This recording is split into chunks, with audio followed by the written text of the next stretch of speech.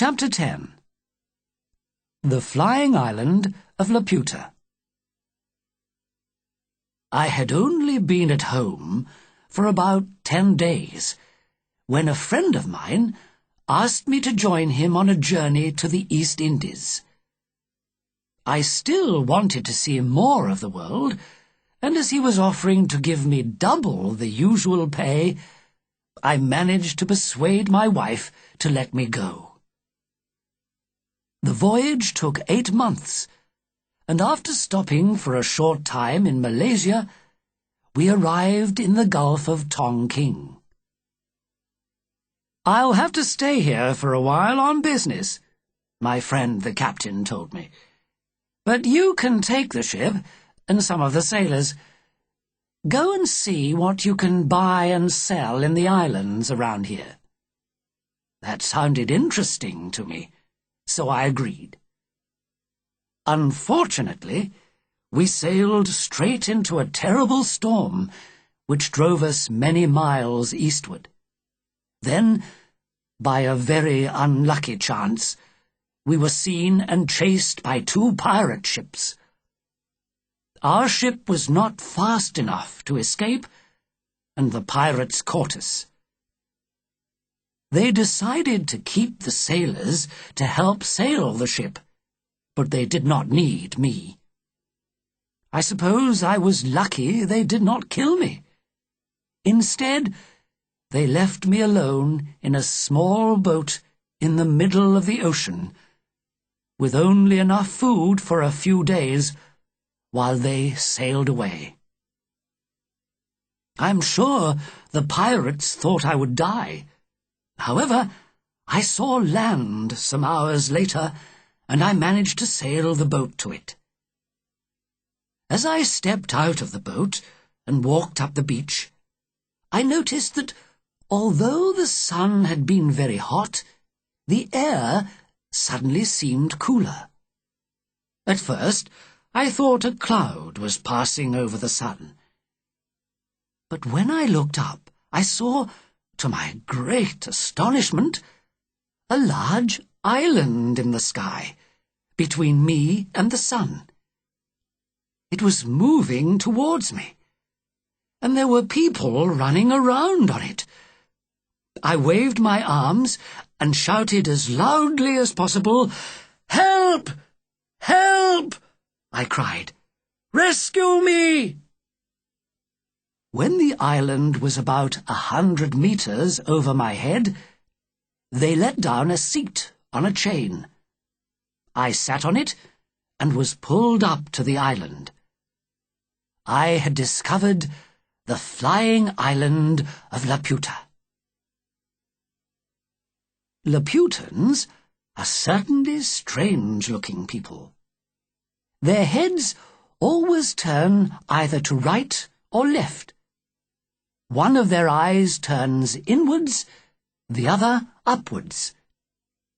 Their main interests are music and mathematics. They spend so much time thinking about mathematical problems that they do not notice what is happening around them. In fact, rich Laputans employ a servant whose job is to follow his master everywhere.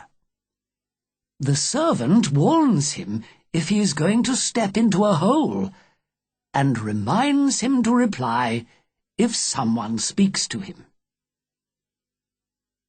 I was taken to see the king, but had to wait for at least an hour while he struggled with a difficult mathematical question. However, when he had finished, he spoke politely to me and ordered his servants to show me to a room. For dinner, they gave me 3 kinds of meat: a square of beef, a triangle of chicken, and a circle of lamb. Even the bread was cut into mathematical shapes. In the evening, a teacher arrived to help me learn the language, and in a few days I was able to make conversation with the island people. Laputa is a circle of land about 8 kilometers across, covered with houses and other buildings. It is moved by a simple machine which uses magnets to pull the island closer to land or push it higher into the sky. The island always moves slowly. It can only fly over the country called Belnibabi, which belongs to the king of Laputa. It is difficult talking to Laputans, as they have little interest in anything except music and mathematics. They are, however, very worried about the future of the earth, the sun, and the stars, and they often discuss this. I heard a conversation about this shortly before I left Laputa. "How are you, my friend?" one man asks another. "As well as can be expected," came the reply. "And how is the sun, do you think?" "I thought he looked rather feverish this morning. I'm afraid he'll get too hot and destroy himself one day, if he goes on like this. I know, it's very worrying. And what about the earth? It's only 30 years until the next falling star comes this way, and the earth was very nearly destroyed by the last one." "That's right. We know that the next falling star is almost certain to get too close to the sun and catch fire. And when the earth passes through that fire, it'll be destroyed immediately. Only 30 years. That's not much to look forward to, is it?" And the two men shook their heads sadly. After several months on the island, I asked if I could visit the country underneath us. The king agreed and ordered his officials to put me down on Belnibabi and show me round the capital, Legado. The most interesting place I saw there was the university, which was full of very clever men with very clever ideas. They were all working hard to find better, faster, cheaper, easier ways of doing and making things. They had ideas for building houses from the roof downwards, turning rocks into soft material, making rivers run uphill, and saving sunshine in bottles. I cannot remember half of the astonishingly clever ideas which they were working on. One day, they told me, they would find the answers to all these problems, and then their country would be the most wonderful place in the world. Meanwhile, I noticed that the people looked hungry and miserable. Their clothes were old and full of holes. Their houses were badly built and falling down. There were no vegetables or corn growing in the fields. When I visited the School of Mathematics, I could not understand why the students looked so unhappy. "What's the matter, young man?" I asked one of them. "You look quite ill." "Yes, sir," he answered.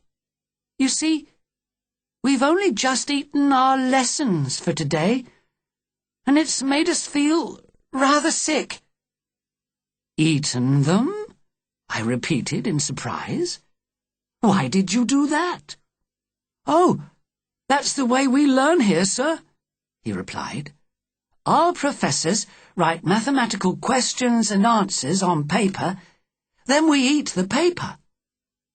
After that, we're only supposed to have bread and water for 3 days, while the information moves upwards to our heads. But it's awful, sir, not eating much for 3 days, and we often feel sick. Excuse me, sir." And he ran past me out of the room. This highly developed system of teaching did not seem to be working well.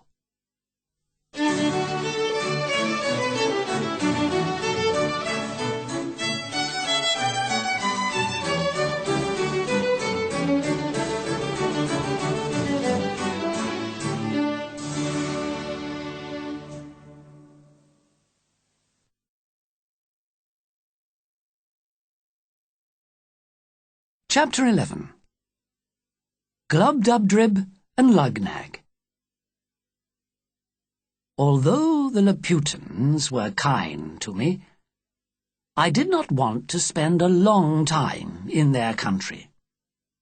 Therefore, I decided to travel from Belnibabi to the island of Lugnag, from there to Japan, and then home to England.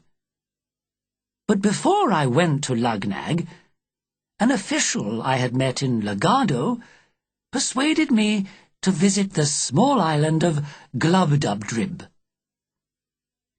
"You'll find it a very interesting place," he told me. Glubbdubdrib means the island of magicians.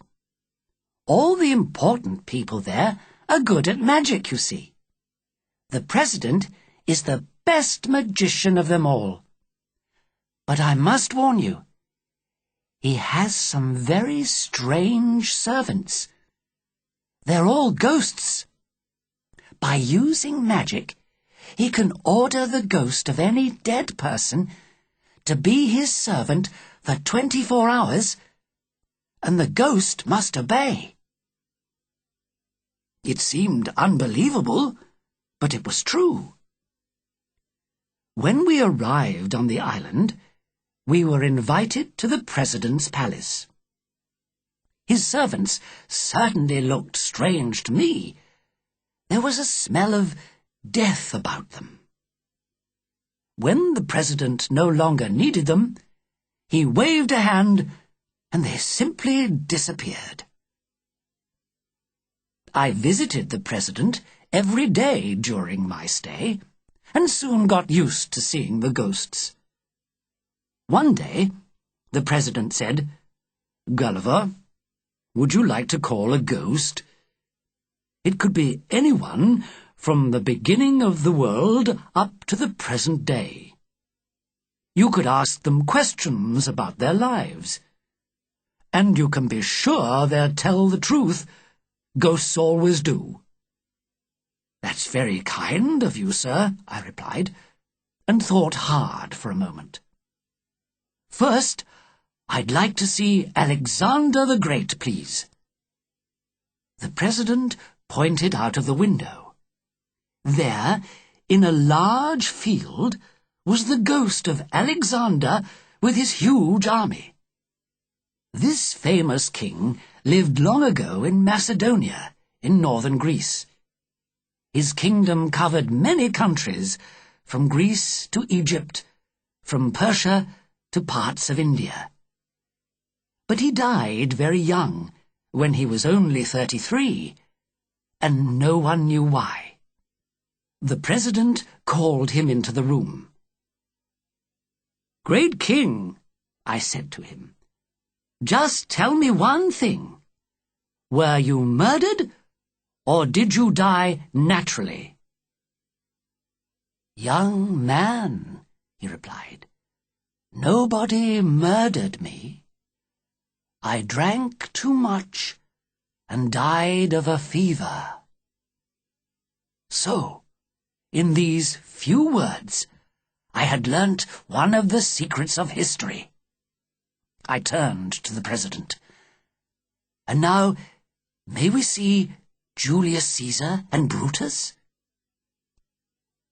The two Romans took Alexander's place. Brutus, of course, had killed Julius Caesar in Rome on the 15th of March, 44 BC, one of the most famous murders in history. It is terrible to die by the hand of a friend. "Great Caesar," I said, How do you feel about your murderer Brutus?" "Do not call him that," replied Caesar. "He is a brave, good man, the best in Rome, and he did the right thing for Rome by killing me. In death, as in life, he has always been my friend." I cannot remember how many more ghosts I called to appear. I was very interested in their answers to my questions, which often seemed to offer a different view of history from the one I had been taught at school. However, it was soon time to leave Glubbdubdrib and sail to Lugnag, a much larger island to the southeast of Japan. The Lugnugians are polite and generous people, and I stayed here for 3 months. I made many friends among them. One day, one of them asked me, "Have you ever seen any of our Struldbrugs?" "I don't think so," I replied. "What's that?" "Well, a Struldbrug is a human being who will never die, but will live forever. If a Lugnugian baby is born with a round spot above its left eye, which never disappears, it's a Struldbrug. We have over 1,000 of them in the country." "How wonderful!" I cried. "How exciting! How lucky you are in Lugnag, where a child has a chance of living forever. And how especially lucky the Struldbrugs are. Disease, disaster, and death can never touch them. And imagine how much we can learn from them. I expect they're among the most important people in the country. They've lived through history and know so much, which they're certain to pass on to the rest of us. If I had the chance, I'd like to spend my whole life listening to the intelligent conversation of these extraordinary people here in Lugnag." "Well, of course," answered my Lugnugian friend with a smile. "We'll be delighted if you stay longer with us. But I'd like to know how you would plan your life if you were a Struldbrug." "Oh, that's easy," I replied. "First, I'd work hard and earn a lot of money. In about 200 years, I'd be the richest man in Lugnag. I'd study, too, so that I knew more about everything than the cleverest professors. I'd also write down everything important that happened over the years, so that students of history would come to me for help. I'd teach young people what I had learnt. But most of my time I'd spend with other Struldbrugs, friends of mine. Together we could help to destroy crime in the world and begin to build a new and better life for everyone." I had only just finished describing the happiness of endless life when I realized that my friend's shoulders were shaking and tears of laughter were running down his face. "I really must explain," he said. "You see, you've made a very understandable mistake. You suppose that if someone lives forever, he is young, healthy, and strong forever too. And that doesn't happen. Our Struldbrugs have a terrible life. After living for about 80 years, they become ill and miserable. They have no friends, and they can't remember much of the past.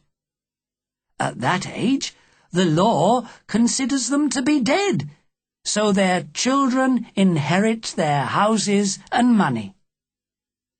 Then they sometimes have to beg to get enough food to eat.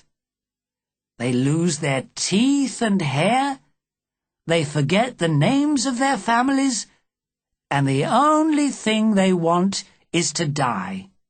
But that's impossible.